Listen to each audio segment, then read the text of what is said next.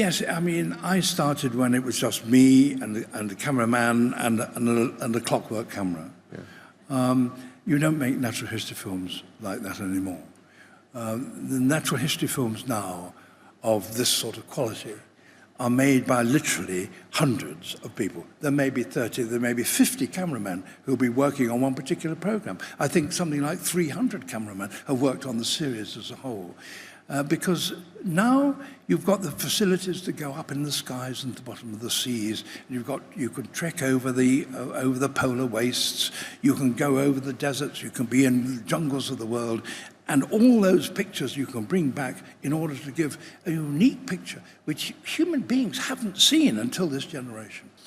One of the most immediate dangers that are facing the planet today is, of course, rising temperatures. And where you may see that, of course, is actually more up in the north than it is in the south. But in the Arctic temperatures are rising very, very fast. And the team who made this series determined, of course, that they needed pictures of the melting ice that would symbolize this. And they went up to the north. Now the glaciers up in the north, in the Arctic, are moving very fast indeed. And they went to one particular glacier, knowing that it was advancing into the sea rather fast. But you need, glaciers are always on the move a bit, but you need dramatic event. They're a bit like children, David, unpredictable. Yeah, quite so. But they wanted to see the glacier that was calving, that is to say, coming off in lumps. And they decided that the way they would see that best would be from the air and in a helicopter. They eventually, on the very last day of their location, they were up in a helicopter and they spied the glacier suddenly beginning to calve. That there were sections of the glacier the size of a skyscraper, of a great multi-storied building, falling into the water, causing huge surges. Now, you're a helicopter pilot. Is that tricky? It can be, David, yes. I mean, huge uprushes of air when the vast blocks fall into the sea. And what that does, and if you're a pilot, I mean, you will know how you're going to get a steady shot to see that. The pilot who was working on that helicopter has my admiration, and you would know much more better than me, how skilled he was to get the sort of shots of the carving of the glacier, which is included in this series. All helicopter pilots are very skillful, David. For many years, though, as a TV presenter at least, you held back a bit from speaking quite publicly about environmental issues. Was there a reason you decided to do that? Well, when I started 60 years ago, in the mid-50s, and to be truthful, I don't think there was anybody in the mid-50s who thought that there was a danger that we might annihilate part of the natural world. There were animals that were in danger, that's true. And there were animals that we could see, if we didn't do something, they were going to become extinct. And the notion that human beings might exterminate a whole species was a slightly, I wouldn't say alarming one, you just hadn't thought about it. And if it did occur, as it did with the Arabian oryx, for example, it seemed the exception. Now, of course, we are only too well aware that the whole of the natural world is at our disposal, as it were, that we can do things accidentally that exterminate a whole area of the natural world and the species that live within it. It's difficult to overstate it.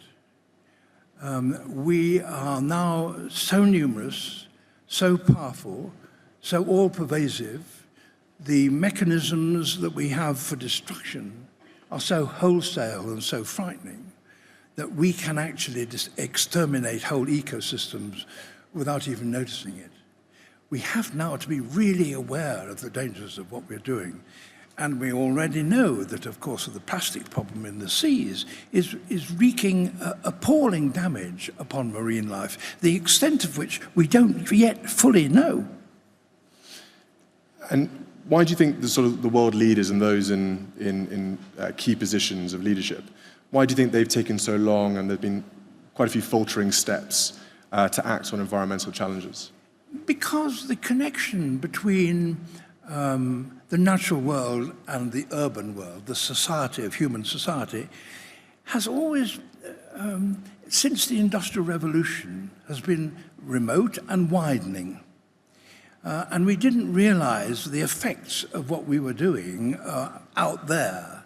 But now we are seeing that almost everything we do has its echoes and has its duplications and implications across the natural world, so that we have now really to care for what we do, because we can exterminate things without even knowing.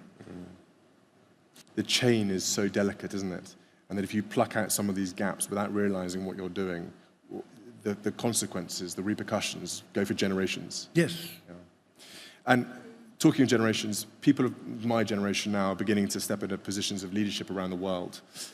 The work to save the planet is probably largely going to happen on our watch. What advice do you have for my generation, and what can we build on that you have started? I think the paradox that there has never been a time when more people have been out of touch with the natural world than there's now.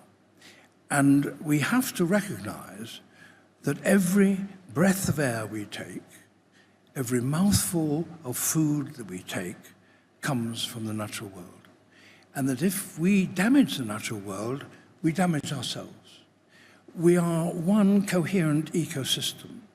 It's not just a question of beauty or interest or wonder. It's the essential ingredient, the essential part of human life is a healthy planet. We are in the danger of wrecking that.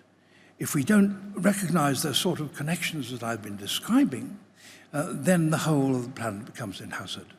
And we are destroying the natural world, and with it, ourselves. David, it just remains me to say a huge thank you on behalf of everyone here for you being here today to talk so openly, and a huge congratulations again for winning the Crystal Award. A round of applause, please, for Sir David Attenborough.